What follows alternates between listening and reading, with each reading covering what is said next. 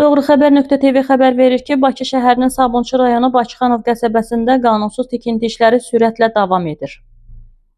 Ərazidə aparılan müşahidələr göstərir ki, burada şəhərsalma prinsipləri, ekoloji balans və tikinti təhlükəsizliyi normaları kobud şəkildə pozulur.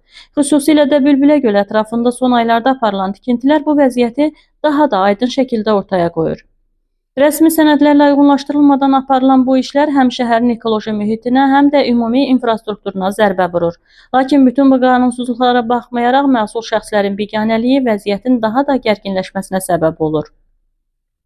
Sabunçu rayon İcra Hakimiyyətinin başçısı Adil Vəliyev, Dövlət Şəhərsalma və Arxitektura Komitəsinin sədri Anar Quliyev, eləcə də Fövqəladə Hallar Nazirliyi yanında tikintidə təhlükəsizliyə nəzarət idarəsinin müdiri Xanlar Cəbrailov və digər aidiyyatı şəxslərin bu proseslərə reaksiya verməməsi cəmiyyət arasında ciddi narazılıq doğurur.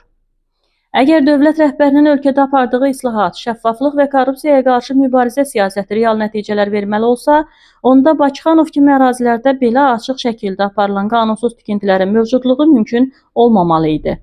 Təəssüf ki, burada rəsmi icazələrdən daha çox qeyri-rəsmi maraqlar və vasitəçilik mexanizmləri işlək vəziyyətdədir. Elmi və analitik baxımdan yanaşdıqda, şəhərsalma və tikinti təhlükəsizliyi prinsipləri yalnız inşaat prosesinə deyil, həm də ictimai təhlükəsizlik və ekoloji sabitlik amillərinə xidmət etməlidir. Halbuki Sabunçu rayonunda baş verənlər bu prinsiplərin sistemli şəkildə pozulduğunu göstərir.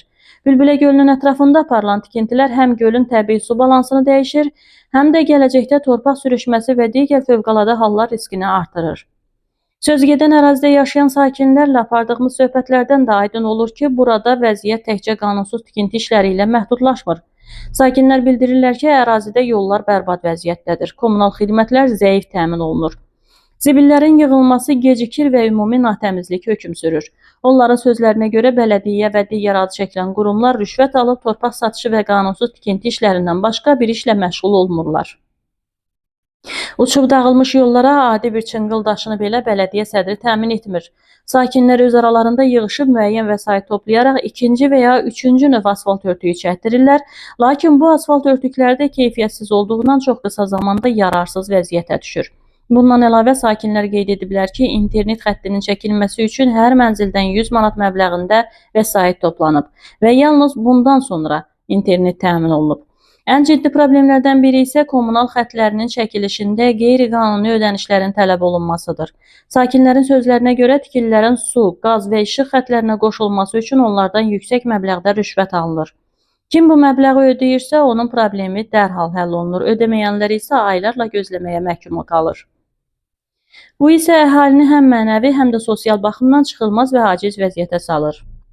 Bu mənzərə bir daha göstərir ki, Sabunçu rayonunda nə yerli icra strukturları, nə də nəzarət orqanları öz funksiyalarını yerinə yetirmir. Vətəndaşların gündəlik problemləri arxa plana keçib, əsas diqqət şəxsi maraqlara yönəlib. Halbuki dövlət siyasətinin mahiyyəti vətəndaş rifahını qorumaq, ictimai xidmətləri əlçatan və ədalətli şəkildə təmin etmək olmalıdır. Belə bir vəziyyət təkcə idarə etməkdə məsuliyyətin itməsi deyil, həm də cəmiyyətlə dövlət arasında etimad körpüsünün zədələnməsi deməkdir. Əgər bu proseslərə hüquqi və inzibati qaydada dərhal reaksiya verilməzsə, Sabunçuda yaranmış bu vəziyyət digər ərazilərə də sirayət edə bilər.